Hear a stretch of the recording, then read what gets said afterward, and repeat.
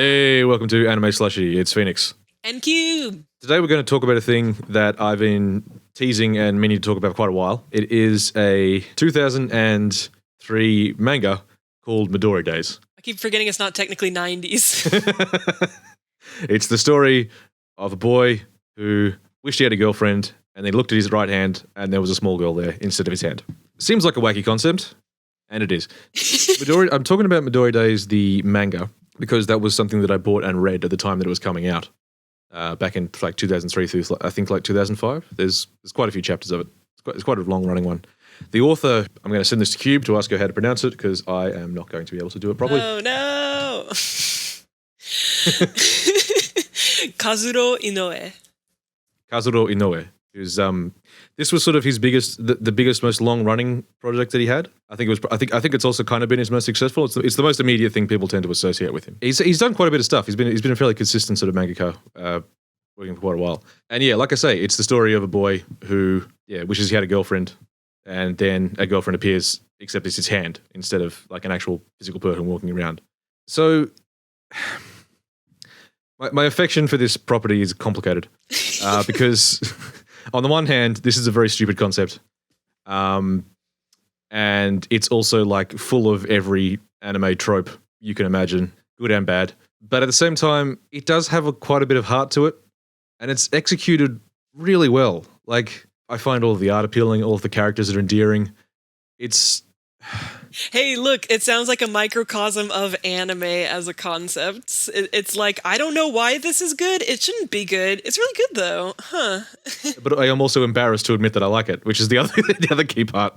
Oh, no, it's your problematic fave. It kind of is, yeah, because there is definitely some problematic stuff in here. Yeah, to this day, I don't know how to feel about it, except that I still like it. Yeah. I reread it recently in preparation for this. We're not going to recount the entire thing because it's an 80-volume manga. There's too much stuff to cover. Wait, you said 80 volume. You don't mean that. Sorry, it's an 80-chapter manga. Okay. 8 volume. It's One Piece. It's like 100. Yeah, we should totally do a One Piece recap at some point. And then a Conan recap. Just a... We need to do one about Conan, though. We could do that. That'd be my, Midori Days one. Is Conan as problematic? Probably sometimes. We'll cross that when we get to it. Okay, yeah. I'll run you through the basic setup, the characters, what's good about it, what's bad about it. This isn't going to be like a long... I think this will be a shorter than average slushy, just because we just can't go into too much detail. Yeah. So the two main characters. The main boy is a guy called Seiji. He is like a sort of macho delinquent type. He fights a lot. He's known for his demon right hand because he's able to pretty much one punch anyone out. And people are generally terrified of him. This poses a problem because he's actually very lonely. He lives alone. His parents work overseas and just send him money, as is traditional with every anime protagonist, where we just don't want to really talk about parent stuff. He just really wants a girlfriend, and he's asked like 20 different girls out. And not girls he knew particularly well, just like they're girls. He wants to date a girl. He asks a girl.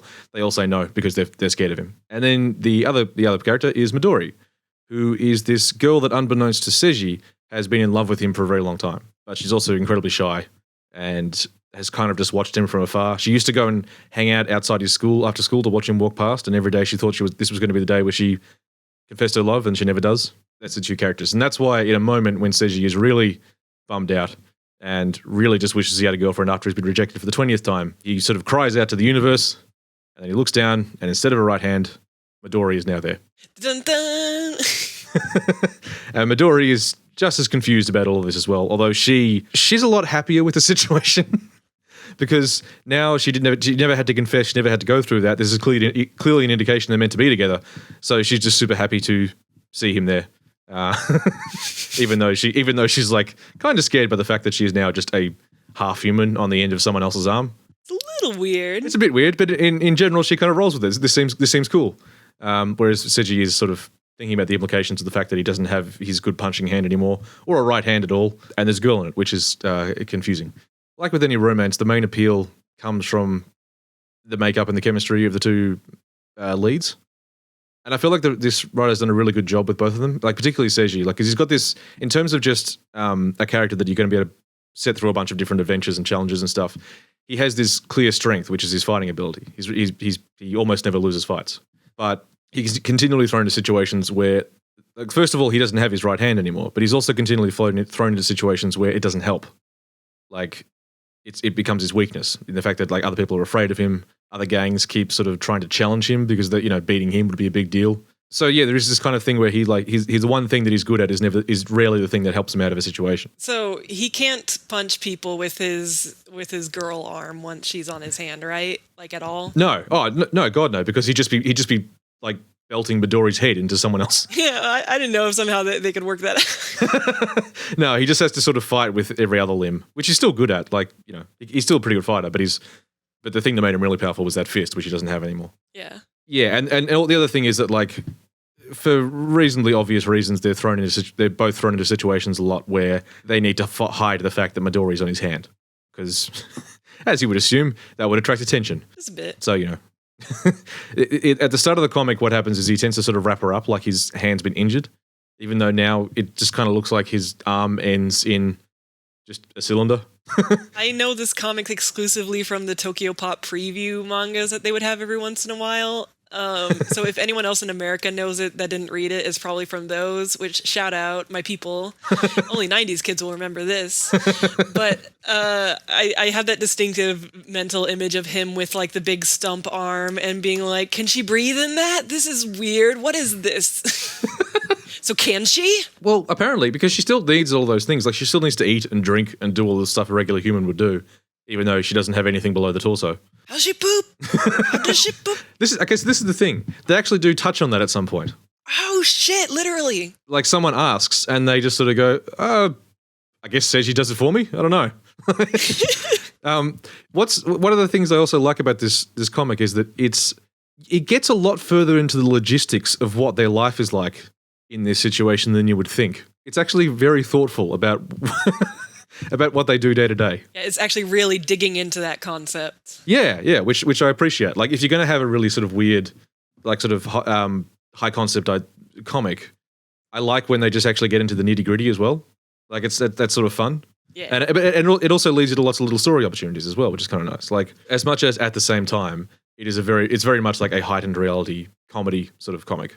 So it's not like everything is like super duper realistic or anything, but they still do sort of talk about these things, which is kind of fun. Now, in terms of Midori, like I say, she was a very shy, sort of quiet girl, but once she's on his arm, she's super bright and bubbly, and like I said, almost completely into it. Like, so that's kind of the dynamic they have going, is that he's like the sort of slightly grumpy, embarrassed by affection, and she's the super over affectionate, lovey-dovey sort of thing.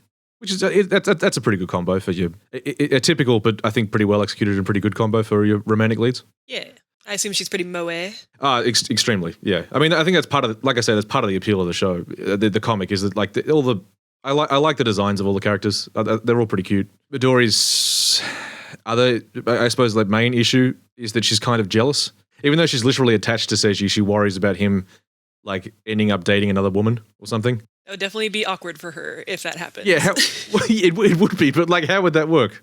Yeah, I mean, it is sort of treated like a gag because there are a bunch of other characters. Like, it's a shonen comic, so of course there are so many women who fall in love with the main dude. Oh yeah, but they're never actually like there's never a situation where they're actually a threat to their relationship, because how could they be?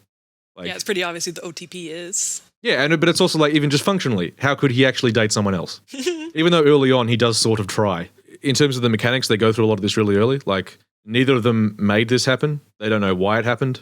Like I say, at first he sort of disguises her as a wounded hand, but as the comic goes on, at first she makes herself a little dress that just says "I love Seiji" on it. At some point he buys her clothes, and then after a while they just sort of stop. they lose the need to stop sort of hiding her, I guess. They say fuck it. But that also becomes an issue where like people discover her because they sort of stop bothering to hide each other. They stop bothering to hide her. So it's a weird line. I mean, I think part of it was they probably just got sick of drawing her in the bandages. Yeah, but you'd think they would just ignore that then if they just wanted to have her out all the time, but it sounds like they don't. They mostly don't. Most of the time they don't, except for then a couple of times they do.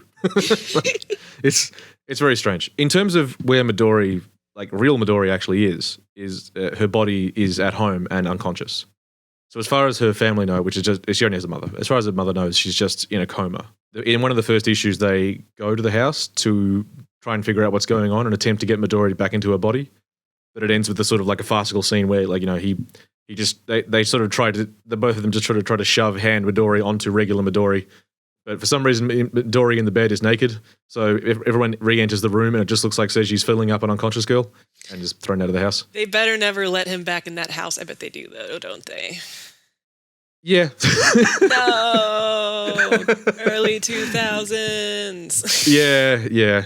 Yeah, obviously it has some of that kind of like didn't age well humor. Is gonna. Yeah, I'll get into that when I talk about the bad stuff. There's definitely some strong 90s stuff going on. The reason that Midori doesn't want to tell anyone else is that she's worried they're just going to be like afraid and upset by it all. And if they don't know how to fix it, then what's the point? That's what she says. But what becomes more sort of clear as it goes on is that because Midori is pulled back to her body a couple of times, the first time and both times they're sort of against her will.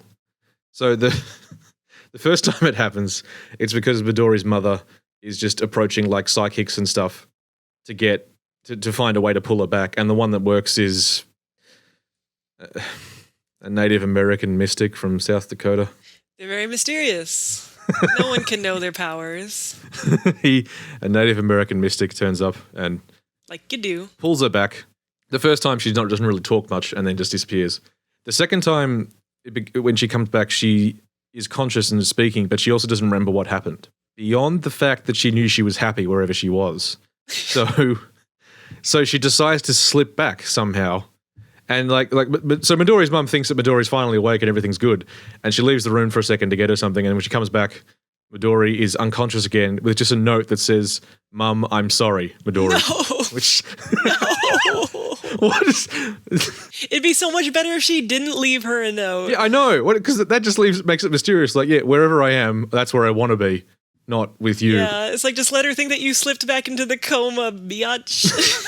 Why are you gaslighting your mom? Yeah. Some other mechanical notes. Midori can sort of drag Seiji around. There's an issue early on where he accidentally gets drunk and passes out. And so she's sort of left to sort of like do the dishes and clean up around the house and stuff. So she can just sort of like move around and Seiji's unconscious body is just kind of dragged along the floor. And wait, she was able to do the dishes and everything? Yeah, she did. Yeah, just dragging him? Yeah, just dragged him around, did the dishes. And not with like his hands, just with her hands, with her tiny hands.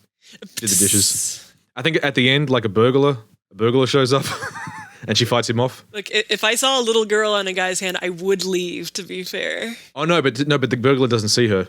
That would have been a power move. I think she just kind of throws Seiji's body into the guy from memory.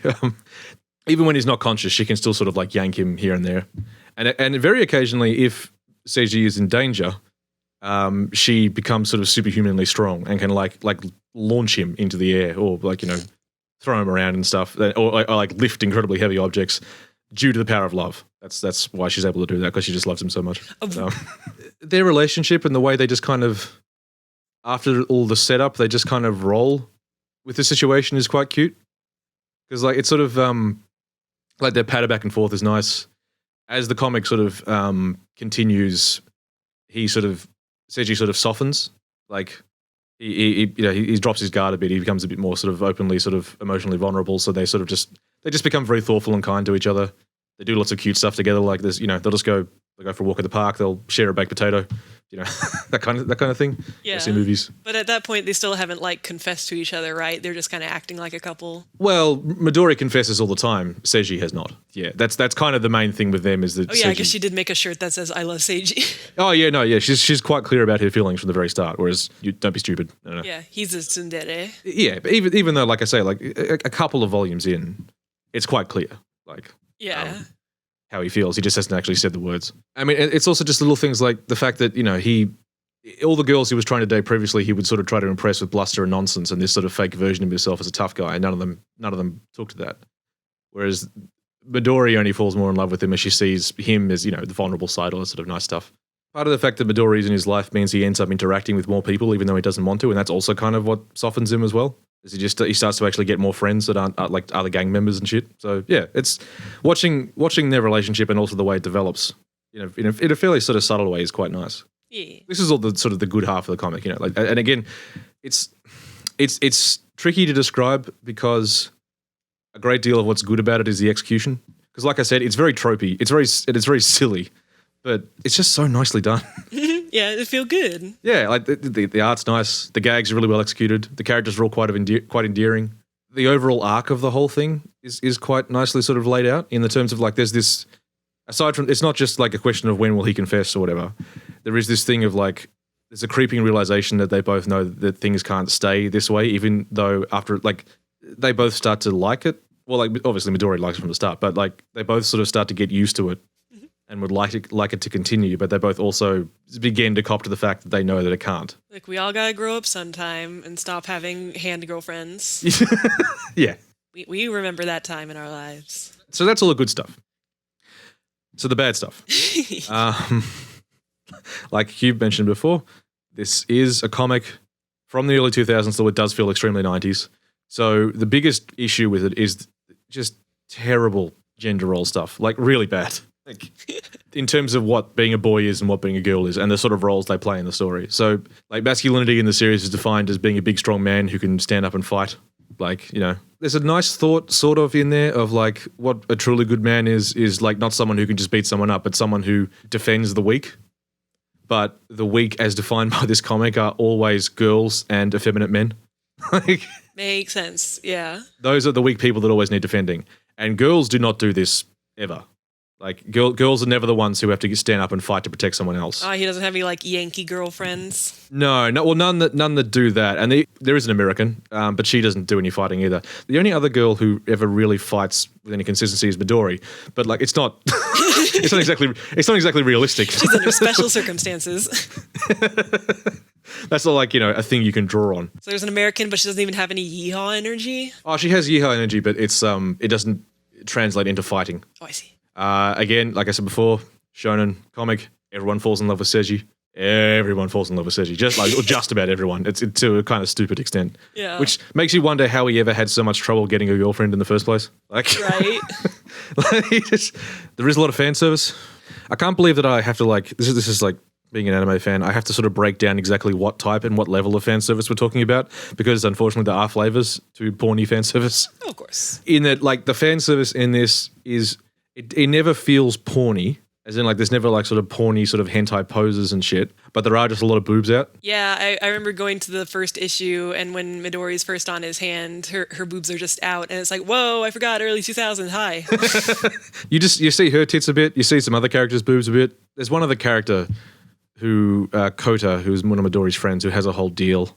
I'll get into him in the character when we get into the characters, but yeah, he's potentially the most problematic part of the comic.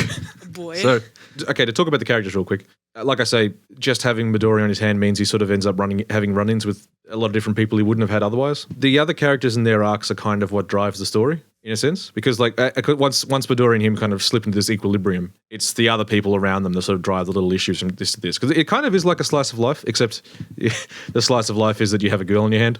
Yeah, kind of fantasy slice of life. Yeah. One of the first characters we meet is a guy called Taki, who is a doll otaku. So as in like a dude whose thing is collecting figurines of girls, which I guess is a category of otaku. Oh yeah, anything can be an otaku. You can be a whatever otaku. But this is the sort of specific one because they're like, you know, there's stores that cater to them and stuff. Anyway, Seiji and Midori run into him at a doll store where Seiji is trying to buy Midori clothes, and you know, obviously he's embarrassed to be there, or they're all these, you know, geeks, and he's not a geek, and he runs into Taki. Taki realizes they're from the same school, and he starts gushing about how great dolls are and how he'd really love if he had a doll that came to life. How specific. And you know what he's really into is actually, you know, he's really into puppets these days. And you know, man, just the idea that you could have this girl that loved you that popped up on your arm, that would be so cool. So this is the author.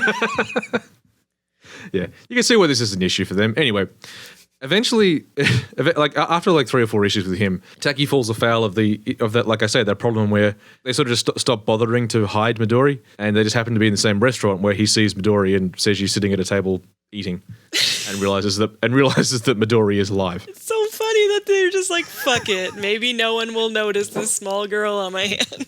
But that's YOLO. Usually it's true, except for occasionally when it would service the plot. Yeah. For someone to notice.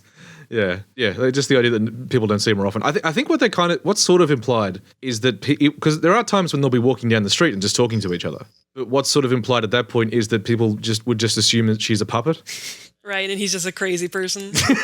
Yeah, so she's just walking down the street talking to his hand. Fair enough. Anyway, so because Taki realizes that Midori's alive, he pulls Seiji aside and blackmails him. And says that he's going to tell everyone that this is what's happened unless he gets some alone time with Midori. Which sounds real bad. But then when they meet up, it turns out what he actually meant was that he wanted to dress her up because he's made clothes for her. Still don't like it. He doesn't see her naked or anything. He made her clothes. And they're really nicely made clothes and everything, you know. He still seems like a man with an incredibly specific fetish who's been ridiculously lucky.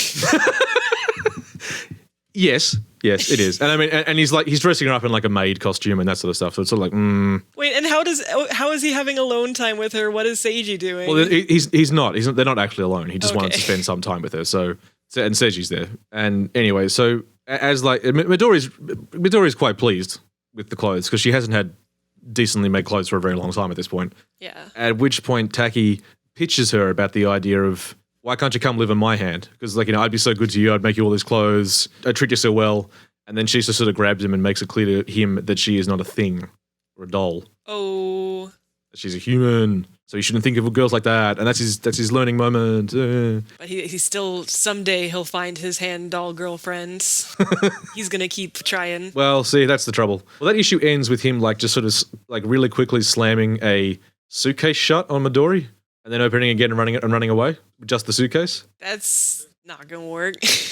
Well, it turns out that the suitcase was a rubber mold, so he was able to make his own puppet of Midori, and he brings it to school the next day.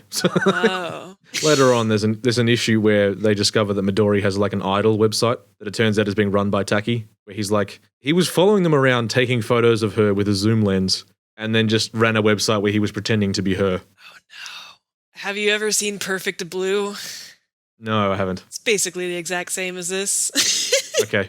Well, see, in this it was played for comedy. Yeah. And like the comedy is that Seiji like immediately recognizes that this is fucked and demands he shuts it down, whereas Midori is somewhat conflicted because it turns out she's really famous now. So another character, Lucy. Lucy is the American. Hello. She is an American transfer student who has come to their school. She's a giant weeb, but not in like a nerdy way because she's also like a blonde girl with big tits. She's a giant weeb in that she learnt Japanese from watching films about samurai and has come to Japan because she wants a samurai boyfriend. She finds out that Seiji's a good fighter and then just decides that they're dating now. And like constantly like runs up to him and hugs him and talks about where they're going to go on the next date, and Seiji keeps telling her to piss off. So, you know, Americans, eh? Americans. We don't believe in consent. I think she's actually from Texas as well. Why are all Americans in anime from Texas? Because we're just the best. Look, where else are they going to be from? I guess New York or whatever. Eventually she starts dating Seiji's best friend, a guy called Miyahara. But even while they're dating, she still talks about how much she loves Seiji and still considers them to be a couple as well. It's all very strange. Oh shit, she's Mormon.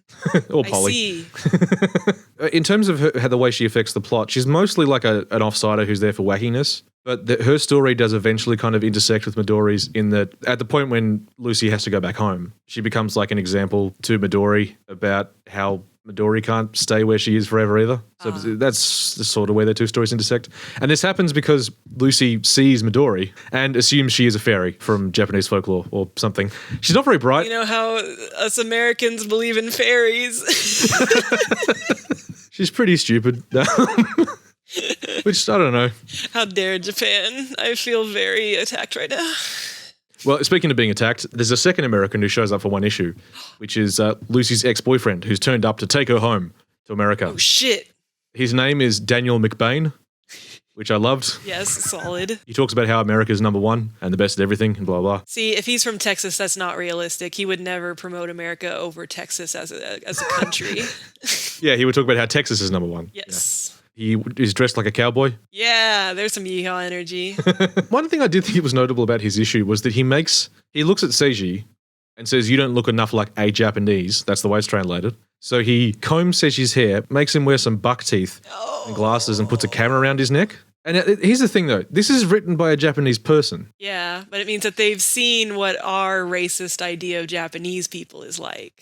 Yeah. That's the joke, is that this is what Americans think Japanese people are like. Yeah.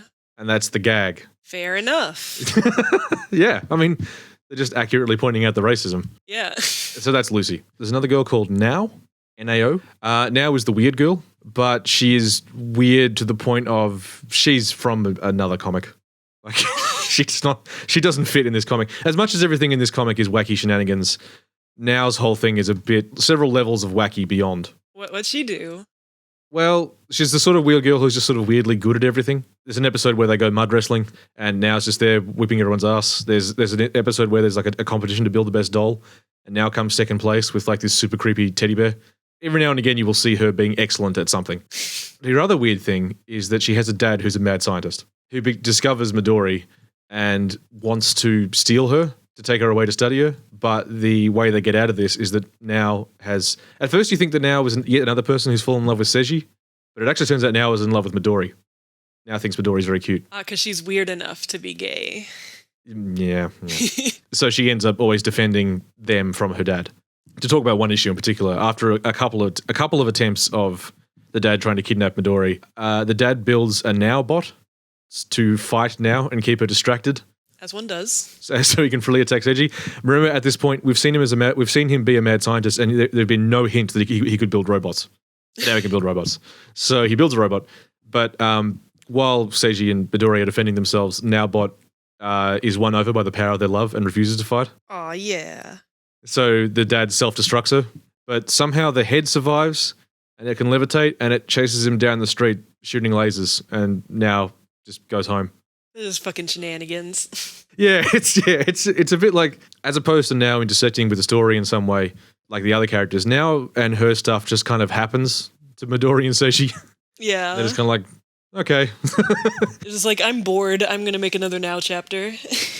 Kind of, yeah. Check out this little random. Yeah, she's a total gag character. She gets like a little bit of a thing with her dad at the end, but it's a bit silly and pointless.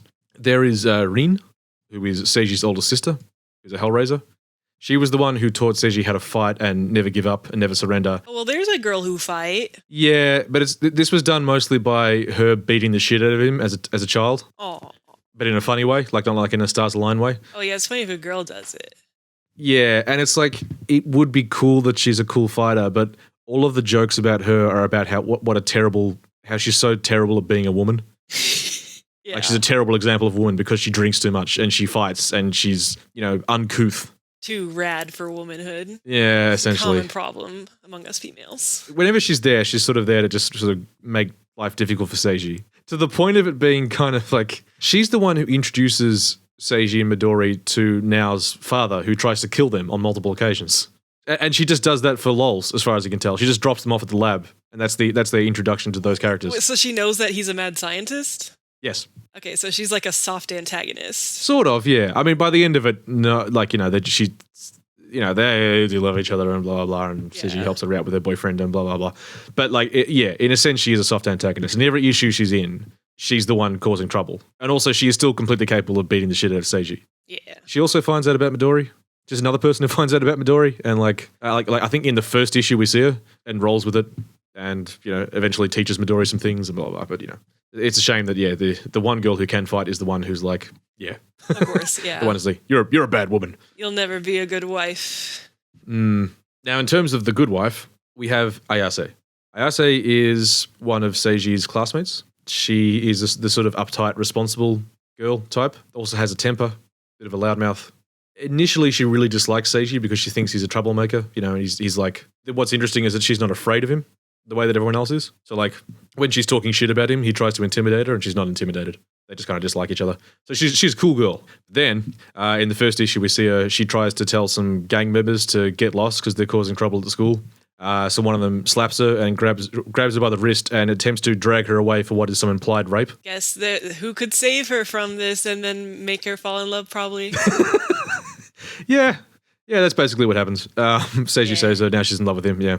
The worst bit is that, like, as she's being dragged off, and it's quite clear what's going to happen to her, her other schoolmates are standing around going, oh, well, yeah, that was bound to happen sooner or later. I guess she deserves that. And it's like, fuck. Oh, no. What is this magical girl sigh? Yeah, but then Seiji comes in with the correct thing to do, which is to save her. Right. if you're a man. But what if I'm a girl? What am I supposed to do about this situation? I guess find a guy. Yeah, find a guy. Find a guy who will Find your defend local you. rough boy. That's like, this author has a particular thing with like the best thing that a man can do is save women. And like, and obviously if you do that, they will immediately fall in love with you. That's how it works. Oh yeah. That's like, it sucks. Anyway, so because she's now in love with him, the majority of their interactions in the comic are her trying to get Seiji to fall for her via sort of pseudo dates and schemes instead of just, telling him. He doesn't know he already has a hand girlfriend. Well, that's part of the problem, but it's also like she also just never straight out comes and says, "Hey, I like you. Do you want to date?" Like, well, that wouldn't be a very ladylike thing to do. It's also just one of those dumb romance tropes things where it's like you can't just no one can ever just talk like adults. Bring kids. Yeah, she's kind of probably the third most important character in the like. That's not. She's not always just trying to get Seiji to date him. They also do kind of just do other stuff together, or she's part of the story. But she's also one of the few characters who never finds out about Midori. So never ever finds out about her. She's one of like, now that I think about it, two. She's one of two characters. I wonder why they decided to never do that. Well, she's kind of the soft antagonist, or at least like the rival to Midori and Seiji's relationship. But like I said before, because of the nature of Midori and Seiji's relationship, that it's never like an actual serious rivalry. Yeah. Like there's never any chance of her. She's the Jacob. Yes, essentially. The thing that always undermines her is that Seiji is completely oblivious to the fact that one, she likes him, and two, that she's actually like super attractive, because he just doesn't think of it that way, because he thinks of her as like, the rough girl who's mean. Because yeah. She's not ladylike enough, essentially.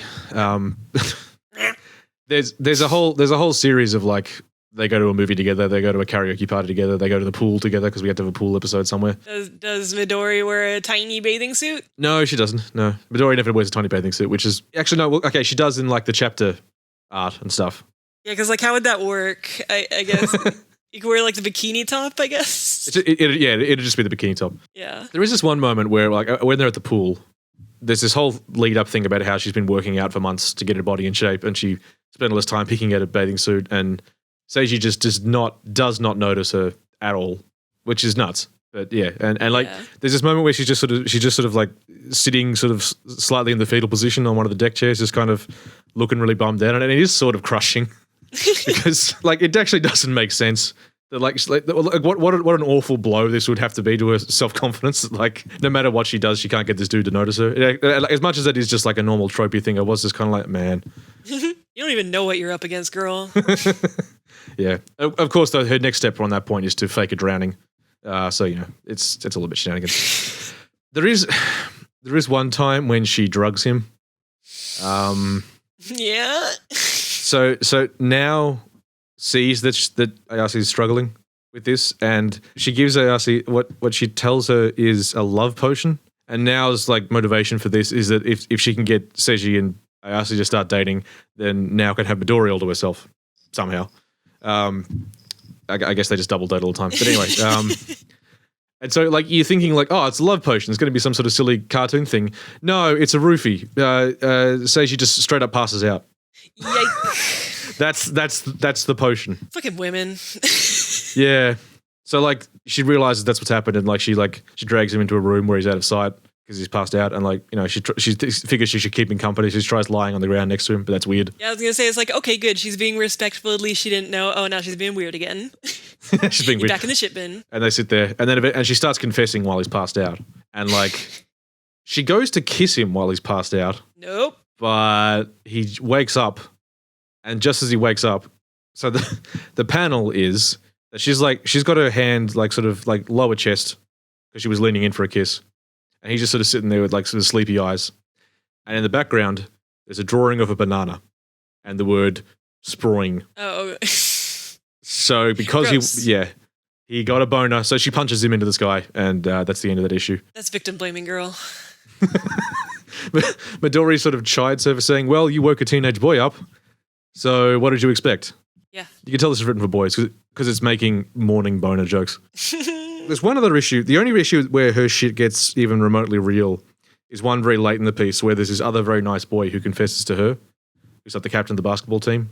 He saw her outside once, like helping a lost kid, and has sort of had his eye on her for a while and thinks she's very nice and has recognized a lot of her good qualities. and says, "Look, I'd like to date." And she's sort of thinking about it because, like, she still loves Seiji, but Seiji's a fuckwit and hasn't noticed her, like, for this entire comic. But then, like, he says something nice to her in passing, and so she rejects the other nice boy. And, like, man, I get that this is a trope.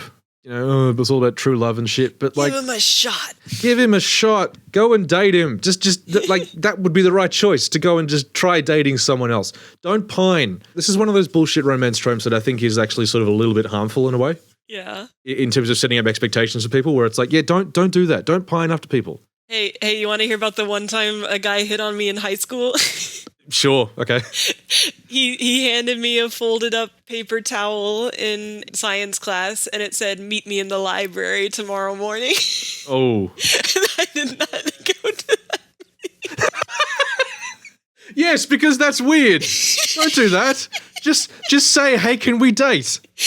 Don't look to romance fucking media for your ideas of how to interact with women. So that's the kind of guy I was popular with. If you like a girl, or if you're a girl and you like a guy, just go and say, "Hey, let's hang out." Just go for it, man. That's how it happens.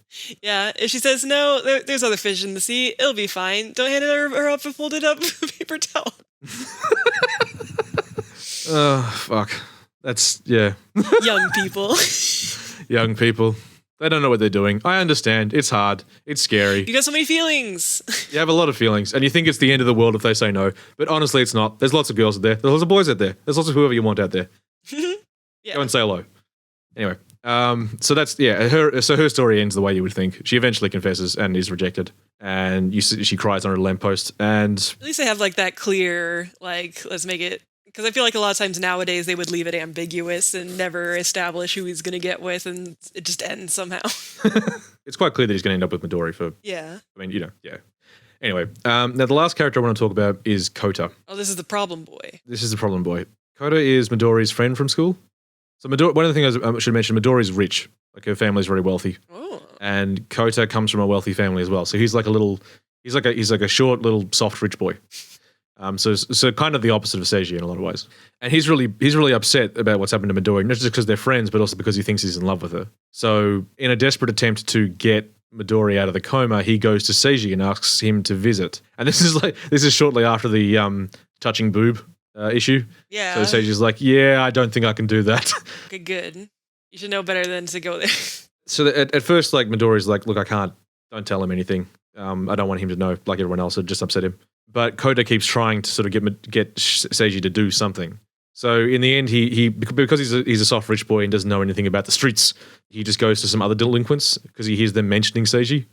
But these guys want to beat Seiji up, and now they think that Kota's a friend of his, so they kidnap him. No. This is what happens to Kota a lot. He gets kidnapped a lot, and Seiji has to come save him. He's a victim. So the first time he gets kidnapped, for some reason, he gets stripped down to his underwear. And the second time he gets kidnapped, it keeps escalating in terms of what happens to him each time he gets kidnapped. Wait, I don't like the idea of escalating from stripped down to your underwear. What's the next? We'll get into it. Don't worry. There's nothing like explicitly sexual happens. Okay.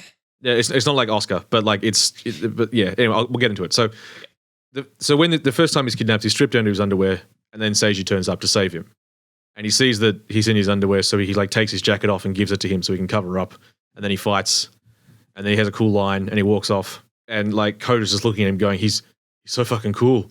And Midori's looking back at Kota and feeling bad that she could, like, saying, I'm so sorry, I can't tell you what's going on. And then she realizes Kota's looking at Seiji a certain way. A doki doki kind of way? Yeah, Kota's fallen in love with Seiji, and Midori's like, oh fuck, another rival.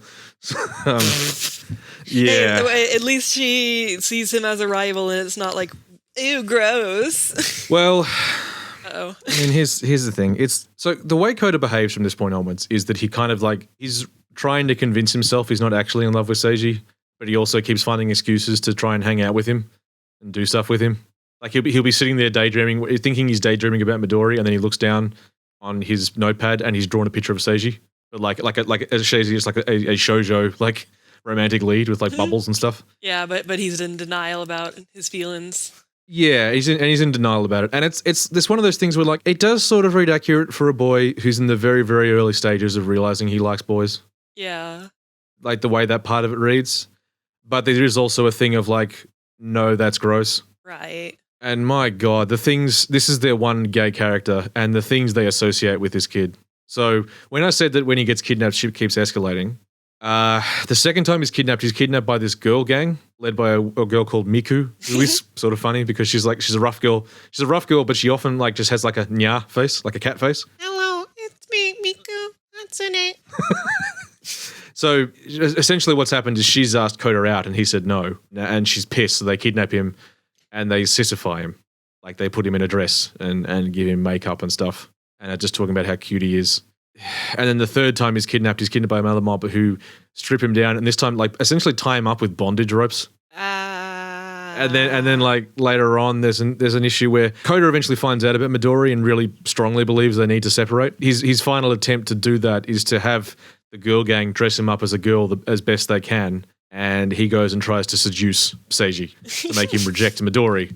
And then eventually when Midori realizes it's Kota after a while, and like once Seiji like yells at him and tells him to piss off and leave them alone, he sort of starts crying like because he feels like he finally has been rejected by Seiji, who he's in love with. And it's just like obviously that was never on the cards for a bunch of reasons, but like God, just the fact that this is your gay character and you're just playing all the random associated tropes with it, that he looks like a girl and you dress him up like a girl and he's a cute girl and bondage stuff and like, it sucks. Which sucks because the character himself, the way the character's written, like all the other characters, is quite endearing. Like, and his little experience with like figuring out that he's gay feels kind of nice too. But it's just the character is good. It's the things you've lumped onto him that fucking suck. Yeah. And I'm sure like from the author's perspective, it's all like this loving, like, oh, we're all having fun together, right? Like I like this character. He's fun. He's cute. We're gonna be fucking weird about him. Yeah. So yeah, I've just got a couple of other odds and bods to talk about. One of the things that does pop up in this comic a lot is that both Seiji and Kota get dressed up like girls a few times for various reasons. But each time it's emphasized just how hot they are as girls. like if it had happened once, I could understand it being a gag. But this author really, he does this a lot. This specific thing that like Seiji will be dressed up as a girl and his friend Miyahara will see him and he'll taken a photo of him and then shows Seiji going, look at this hot girl I saw. Because he's so hot. Yeah, Kota dressed up as a girl is incredibly cute and everyone talks about what a cute girl he is and stuff. And it's like, man, I think you maybe need to examine this. Like, yeah, it's like, do you have some actual feelings that you're not comfortable with? Maybe you're the repressed one, Mr. Mangakaka. Yeah, maybe like that's cool. You want to be a cute girl? You think you'd be a cute girl? That's super cool. Embrace it. Yeah, maybe look into that. That's such a thing back then, though. Like. Or you'd go either way. Like either it'd be like the ridiculously buff guy, and it'd be like, oh, gross, or it'd be like Cloud in Final Fantasy VII, where it's like, oh, look, he's such a cute girl. Yeah. We're so horny for that. But it is also this idea that like as the dude, if you wanted to be a girl, you'd be a super hot girl. Yeah, I just want it known. I don't want to be a girl, okay? But if I was a girl, I'd be super cute. I'd wear this kind of dress and be the best. It's always emphasized that the two boys in question always find it humiliating. But just so everyone knows. Yeah. Also super hot. Yeah. For the record. Yeah. So in terms of other odd stuff that happens, right before the climax, there's like a two chapter Edo period AU that just happens. Oh yeah, I've seen a picture of this. Yeah, it's cute. Like, it's basically, Seiji's an actual samurai who's been framed for the murder of some noble, and Midori appears on his hand because she is the noble's daughter, and she appears on his hand because she wants to kill him. Like, that's the reason she manifested this time, is that she hates him. Tiny assassin. So, yeah, she pops up on his hand with just a little knife, and she wants to fight him, and then she realizes she's stuck on him.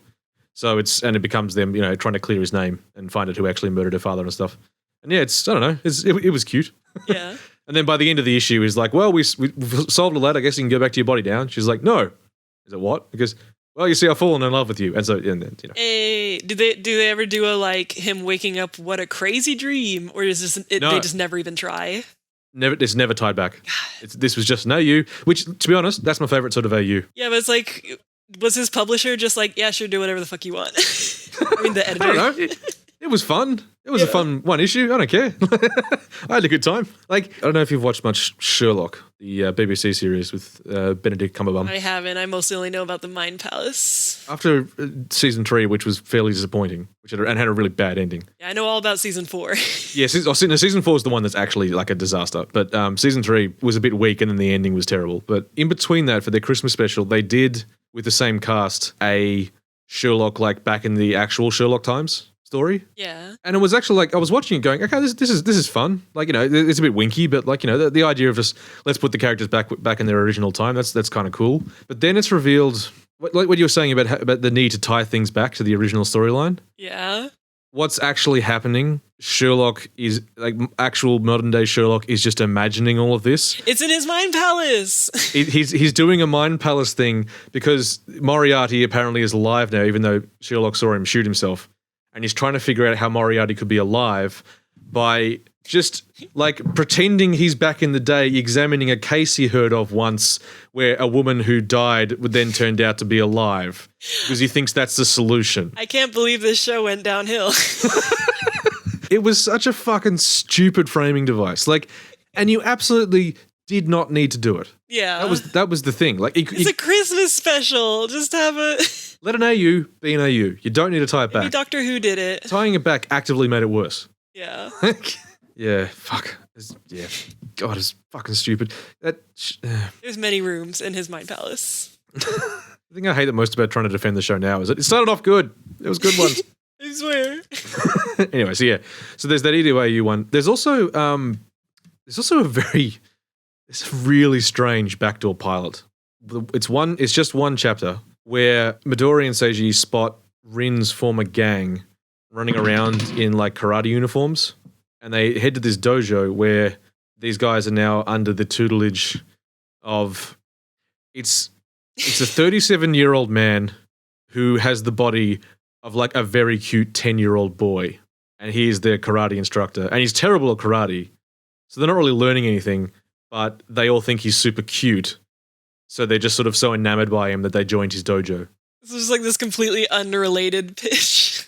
Yeah, and like meanwhile, this 37-year-old man also has like a 20-year-old son who is this like mountain of a man who actually kind of looks more like he's 37, but he's meant to be in his 20s. Yeah. Who's embarrassed by the fact that his dad is this weird little weakling. It was like, that happens. Yeah, that happens. And then that ended up being like a 3-issue spin-off manga that he did later on. Oh, so he did do a little of it. Yeah, he did. Yeah, it was actually a genuine backdoor pilot. He was trying to get another comic up. I've seen people talk about how I think at first Seiji thought that the boy was a girl. Is another one of those things. Yeah. That he was cute, but then he realized he was a boy. He's like, oh, that's less cute. Which shouldn't matter either way, bro. If looks like a 10-year-old. That too. Seiji. It's so strange. It's such a strange issue. Yeah. It's like, what are you doing? What is the hook of this? That hook is not as strong as the girl that likes me is on my hand now. Yeah, nowhere near. And it's also just like, it's gross. That's a gross hook. Like, yeah. Yeah. Like, the only places you can go with this are gonna be bad. Yeah. The only other thing I want to talk about is that, with regards to Midori Days, is that when you sort of introduce the concept to people have, like, occasionally will make, like, a right-hand joke. Yeah, see, I wasn't familiar with this as a saying, but I guess it is a thing that guys say. Yeah, like, your girlfriend, your only girlfriend is your right hand, essentially being the joke. Yeah. Because, obviously, you wank. Masturbation. Yes. As I said, they discuss the logistics of things a lot. Now, thankfully, this is the version they go with. Seiji has not masturbated since Midori showed up. Aw. Yes, that's the right thing to do. That would be extremely weird for Midori. Her just being there while he was doing that, let alone, like... I'm feeling the butt coming on. The butt. There are a couple of issues where he tries to find a way to have a wank. Because he's a teenage boy, and he really wants to have a wank, and he can't because, again, gender roles. Midori's a bit of a prude. She made him throw out all his porn. So, yeah. Midori, fuck off. How dare you? You said you loved him. You said you cared about him, Midori. How could you do this to him? So yeah, like there's one issue where like Miyahara got him some porn tape, so he spends the issue trying to wear Midori out, and it also gets her a little bit drunk, so she falls asleep. so he can have a wank. Now you can tell me, how realistic is that as an experience of a young man? I can't speak to the experience of having a girl in my right hand. How far would you go to see a prawn? Yeah, look, when I was a teenager, you occasionally went to lengths. That's a thing. You have a lot of hormones. They make you feel things. You got to do stuff. It's a desperate time. We don't need to get into the details, but like, it's like, yeah. I would you drug this hand, girl? I can't say I found it relatable, but I understood. I guess I understood what he was going for. The need. Yeah, the need for Sounds hard. Tough times. It sounds hard, hey. Oh no! You made a sex pun. I'm gonna come over there and make you throw out all your porn now. You've lost your ACE license. I don't know. The internet doesn't exist still. There's a second issue where a similar thing happens where like, but it's even more confusing because like he gets a call from Miyahara and is just telling Midori that he desperately needs to get to Miyahara straight away. And like Miyahara is often kidnapped by gangs too when Seiji has to go save him. Wait, I forget, is Miyahara... Miyahara's his best friend. Okay, normal guy. Yeah, he's in the comic, he doesn't really do much. Yeah. Not really worth talking about. But he earlier on his thing is he gets kidnapped a lot because he's like not as tough as Seiji, not a good a fighter. So he also gets kidnapped a lot. Yeah, because he's weaker than Seiji, so he gets... Everybody's getting kidnapped. And Seiji got to save him. So he says he's got to get to Miyahara straight away, but then he like accidentally like injures himself really badly, tripping over something. And so Midori says, all right, it's now my mission to get Seiji there so he can save him, even though Seiji's like basically unconscious at this point. So it becomes an issue of Midori trying to move him through public without being spotted, running into things, getting stopped by stuff. Yeah, that's basic shenanigan kind of thing. Yeah. And when she finally arrives at the address, it's actually a porn watching party where Miyahara has gathered a bunch of dudes and they're all going to sit down and watch this porno together. Now, as someone who was once a young Okay, now this one is... Okay, this one I can definitely speak to a different experience in that like, I never did this, but I have friends who would occasionally like just put like, hey, look at this porn because it's funny. And then a bunch of them would just sort of gather around and watch it. And they're not jerking off while they're doing this because that was considered weird. To just have a wank with your friends around. Just a bunch of bros watching porn together. Yeah, that would be considered weird, but at least in the circles I was in. But like Seiji's desperate to see this porno, and it's been this ongoing thing that he can't masturbate. So it's like, Seiji, did you think there was going to be a room where a bunch of dudes were just going to hang out and masturbate? And Midori's not unconscious or passed out this time. Yeah. She's just there. I gotta get there. Seiji essentially wakes up once they've arrived, and Midori already knows what's going on, and she's super pissed. It's kind of a funny panel of how angry she is. Yeah. So yeah, that's Midori Days. Wait, you got to tell me about the conclusion. Oh, well, I mean, what do you think? Well, I assume they kiss, but not when she's on his hand still. Actually, no, they never kiss. You never actually see them kiss. Oh man. Yeah. Although, like, I guess skip this chapter if you don't want spoilers and you're thinking about reading it. Essentially what happens is eventually Midori, for the longest time, Midori is avoiding going back. And at first, it's because she wants to spend time with Seiji, but it's also because she's afraid that if she goes back, she won't have the courage to confess to him. And she's kind of knows that she won't remember anything. So it's not that just she doesn't want to leave this situation. She fears that if she goes, she'll never get back to Seiji again at all. And by this stage, Seiji's afraid of the same thing, so he doesn't want her to go either. But eventually she sort of, after, talking to a bunch of people and coming to the realization that it can't stay the way it is, she leaves and sort of goes back of her own will. Yeah. She wakes up knowing she's missing something and pining for Seiji, even though she can't really figure out why. Wasn't she always pining for him before anyway? Oh, she was, but it feels super strong now. Yeah. And she feels like she has this vague feeling that she lost something and she can't work out what that means.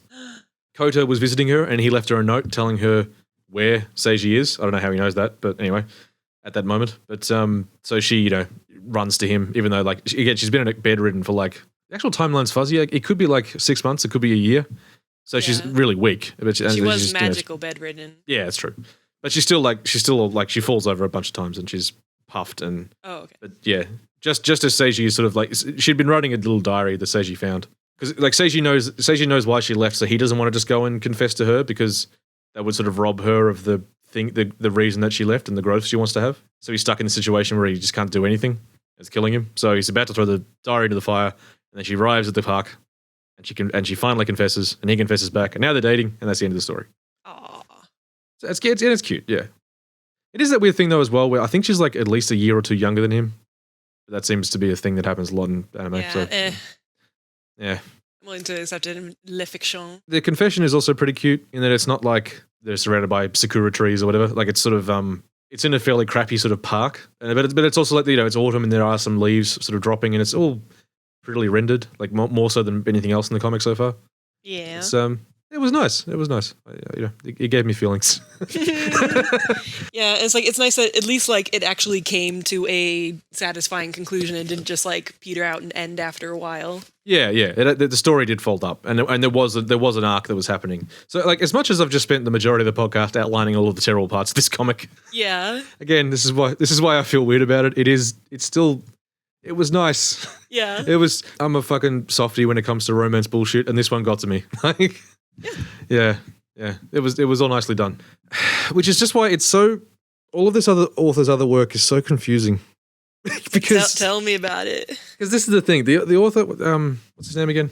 Was it Kazuro Inoue? Yeah, his other stuff is not pure. Impure. His other stuff is a fair bit more horny and a fair bit more on par in terms of gross gender role stuff, if not worse. Tell the council of his crimes. So the other long-running comic he did was one called Ikora, which I read all of. Okay, well, here's the description.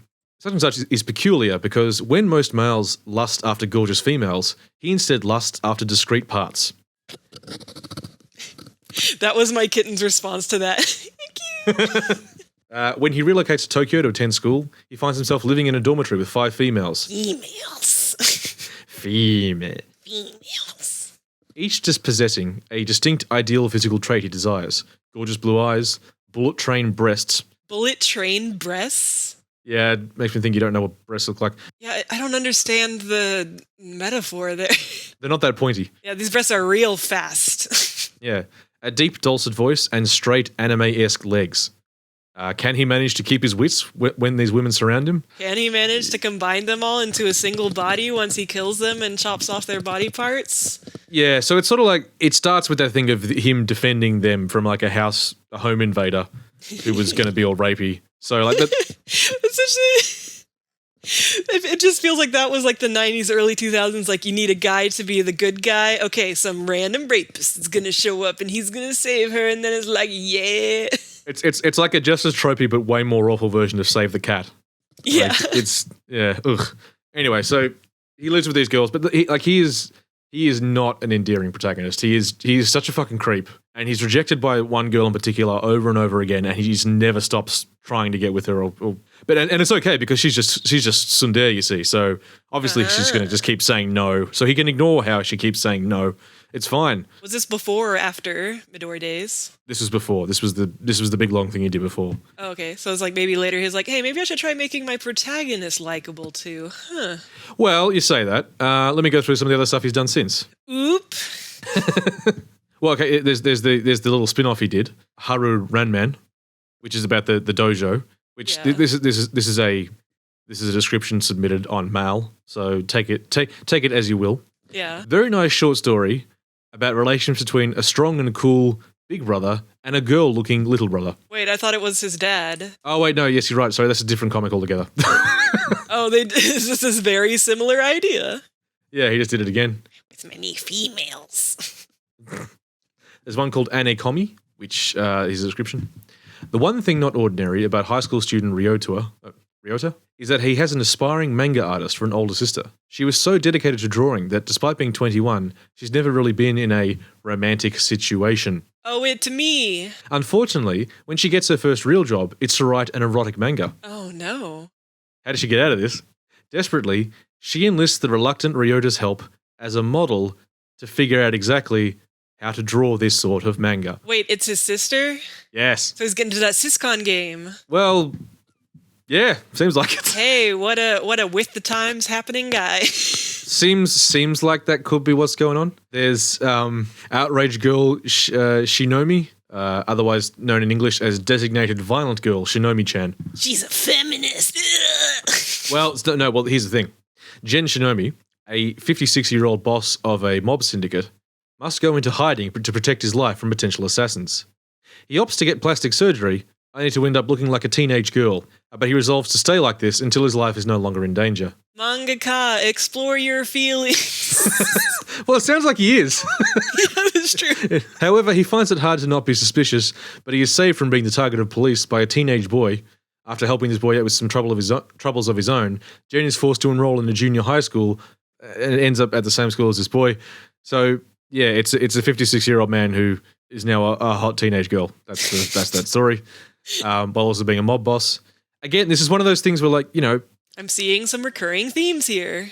Aside from the recurring themes, though, the idea of the mob boss who has to pretend to be a teenage girl, take all the gender stuff out of it for a minute, that does actually seem like a premise you could mine for comedy. And this guy has proved he is very good at mining a premise for comedy. It also, though, reminds me of that, what was that other horrible show about mobsters becoming teenage girls? Oh, that was one about them becoming idols, yeah. I can't remember the name of it. I watched like 2 episodes of it on Netflix. It's really, really bad. It's a hot subject. Super fucking offensive, yeah. It was awful. So, yeah, I mean, yeah, that's the thing. He's also shown a predilection for not having good judgment with these things. So, yeah. There is, and the last one, I think this is the most recent one. Maria is Invisible Girl. Maria discovers her invisibility powers when she is 5 years old, but there's a catch. Whenever she feels calm or depressed, she starts turning invisible against her will. The only way to turn back or to stay visible is to make sure she has heart-throbbing thoughts available at a moment's notice. Okay, there's the premise. So... What better way to keep her heart throbbing than to hide in her handsome senpai's house, naked and invisible, and watch his most private moments? Hashtag cancelled. Also, like... I don't understand the logistics of this. Yeah, if having heart-throbbing thoughts is what makes her turn back from being invisible, isn't that the worst place to be? Yeah, she's just going to constantly be, like, flitting between visible and invisible. I don't understand. These seem like bad life choices. Both in universe and out. There's one other one that I should mention. Oh no! I just started reading last night, just because I was curious. Called Magical Iroha, which is about a boy who is only good at video games. He's not good at anything else. But one day, a cute girl turns up at his school called Iroha, who claims to be his daughter from 20 years in the future. Apparently, in the future, magic has been discovered, and she has come back in time via magic to protect her papa from a dark future. Also, she's a magical girl. Oh shit, another magical girly Roha. It's a crossover with Magia Record. This genuinely is a premise where I'm kind of like, that could be cute. Yeah. I don't trust. I do not trust. Are you gonna ship him with his daughter? Is that the hot new, is it daughter con? Well, I read a bit of it, and there is a bit of him sort of going, oh man, she's really cute. Oh no, I shouldn't think that. It's like, oh fuck. Yeah. The eyebrow just going up and up until it's off my head, and then it's just floating off into space. Like, what you gonna do? Yeah. You know what? I kind of want to find out about this comic. I'm going to keep reading it because it is quite short. Oh yeah, you're gonna see if he ends up kissing his daughter. I have this morbid curiosity. Yeah. I don't know why I'm assuming this. I assume he's not going to go there with that. No, yeah, I would assume so too. Much like the mom Sakai, I don't think they're actually gonna kiss. And also, like I said, with Midori Days, they never kiss. So it seems like he prefers to tease ideas as opposed to actually follow through on them. But look, I'm not saying it'd be normal. I'm saying it'd be weird. But what do you, the reader, think though? I think that about wraps this up. Like I said, having heard all of that, you know, obviously I find it hard to defend, but it just resonated, at least parts of it. I could fully understand why you would think this sounds terrible and you would not want to check it out. But like I said, there's something there. There's a bit of heart there. And I really liked it at the time. And I still kind of like it, even though I recognize the more problematic aspects of it these days. Look, trashy romance is a tried and true tradition in many cultures. And it comes in many forms. Trashy, wacky romance too. Like, yeah. Because this is a very wacky premise that ended up being quite cute. And despite the fact that, yeah, it's very 90s. It's got every single 90s trope and 90s problem anime had. Right. It's a time capsule. I will say they did do an anime adaptation that's only it's like one core. I watched about half of it and got bored. It's not very good. It's just kind of a very straightforward, very slow, not very creative adaptation. So don't judge it by the anime. No, yeah, the anime sucks. Excellent. That's Midori Days. Well, now I finally know what was up with that weird hand comic. Yeah, and knowing is half the battle. Probably the entire battle in my case. Yeah, probably the entire battle. Yeah, you're not going to read that. In the meantime, we've still got our Ruby recap going on. Yes. But otherwise, we'll see you again for some other anime bullshit at some point soon. We're going to talk about all the anime. Yeah, eventually. Yeah. All right. See yous. Bye.